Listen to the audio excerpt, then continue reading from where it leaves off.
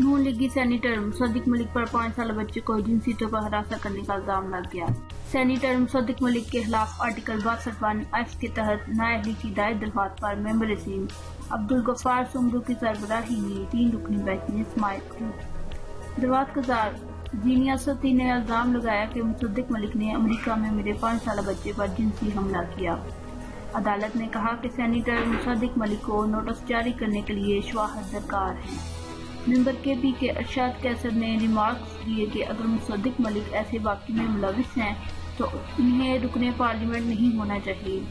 Election commission ने दरख्वास्त गुजार खातून को वकील की खिदमात हासिल करने की हिदायत करते हुए केस की समाअत 5 दिसंबर तक मुलतवी कर दी।